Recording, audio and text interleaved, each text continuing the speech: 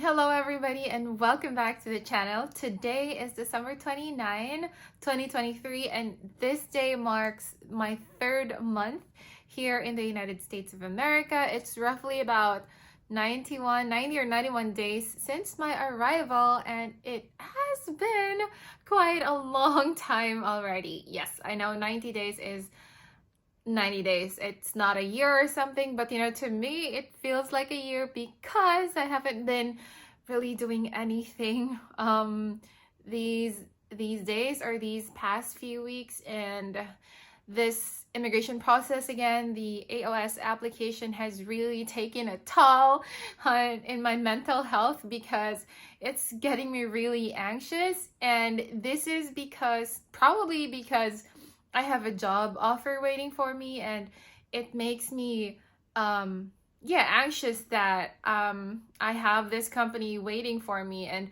I'm not sure when Department of Homeland Security is able to give me my work authorization and stuff, so that's maybe why. But at the same time, I'm anxious about that, but I am very happy and content with my life in general with my husband, because he's been all out supportive in everything. And as you can even see, we have a setup, and which I hope you guys can appreciate because I really like it. We have this like purple-ish background, we have this lighting going on, and I love it. So I hope this can help make better video quality. So yeah, and this video is going to be an update about my adjustment of status application, as well as the things that I have accomplished in the past 90 days. So let's start first with the very interesting part of it, which is the update on my AOS application. So I submitted my packet, just to review, November 3, it was received by USCIS. So that's my priority date as well. Hindi ko alam kung bakit yung iba-iba yung priority date nila. Maybe they have they are in a different visa category, but for me as a K1 visa holder, yung nakalagay sa notice is when they received my packet, which is on November 3rd, the same din yung priority date. So that's that. And then I got my notices 2 weeks after November 3. So parang nakaka-stress, 'di ba? Kasi 2 weeks pa nila ibibigay sa iyo yung case number mo or your acceptance notice. It doesn't happen like overnight. It takes a while, which I couldn't understand, but that's the whole process. So I got my online access code. I'm able to create and track my case online, as well as see the documents on there, the notice documents nandoon din sa online account.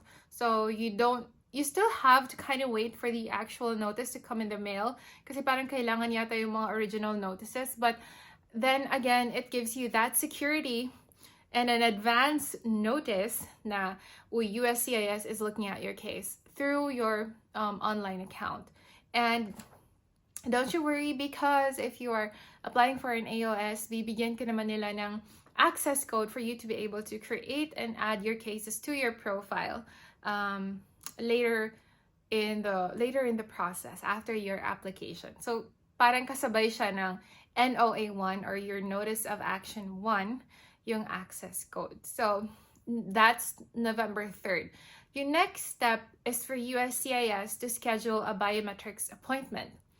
Ang tagal, be.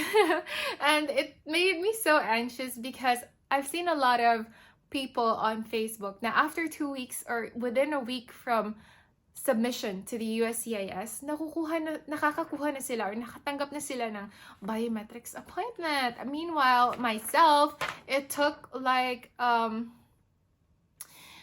8 weeks into the process before I got my biometrics appointment. So nasa-stress na talaga ako.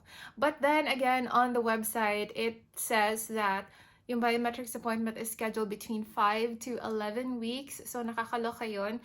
And andun ako sa medyo gitna, 8th week. And I was able to track that online. It's parang everyday kasi nag-track ako ng case status ko. And then just one morning, actually December 23 evening time, my case status updated to biometrics appointment scheduled. Now, up to this day, today is December 29, that's a week after my status has changed online.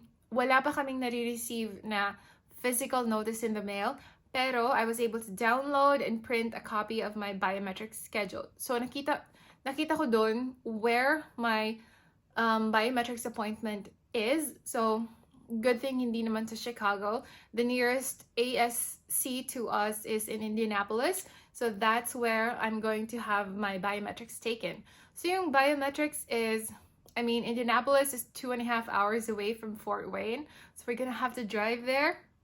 The schedule is 9th of January, 3 p.m.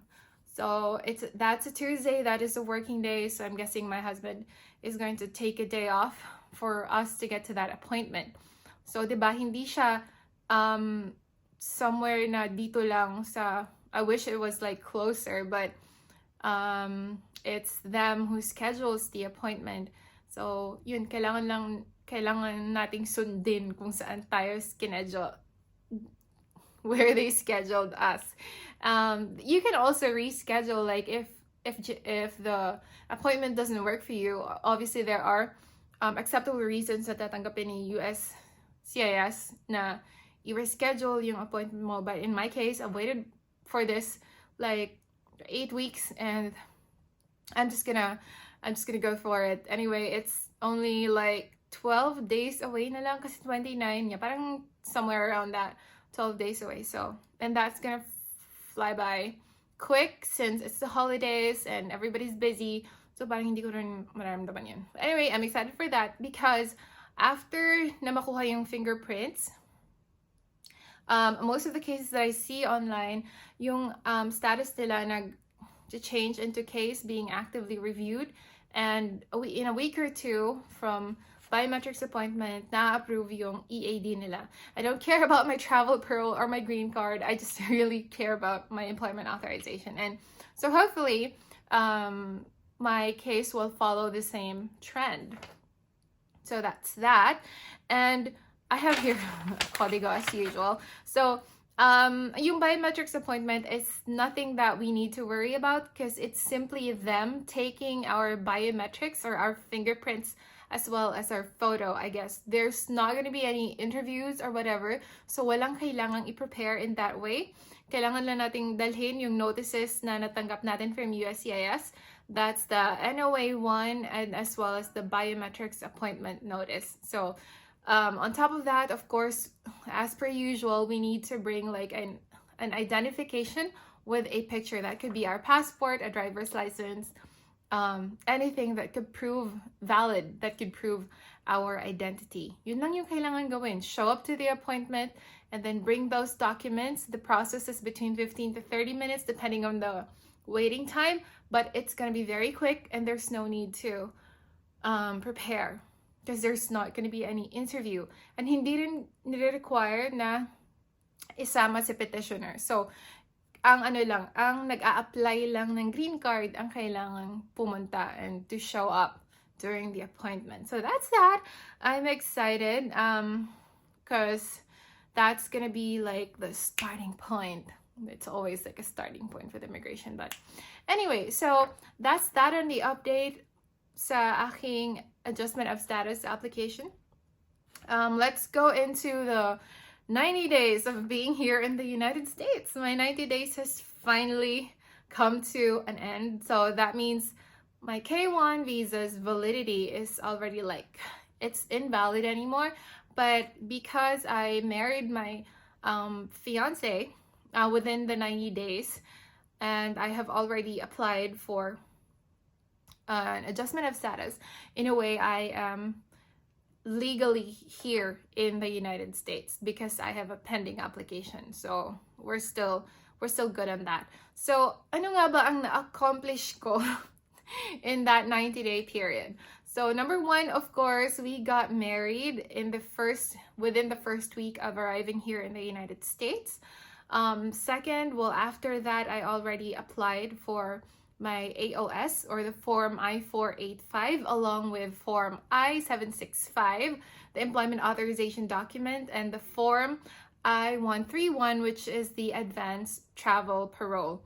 And then, while that's going on in the background, I was already also looking for jobs that that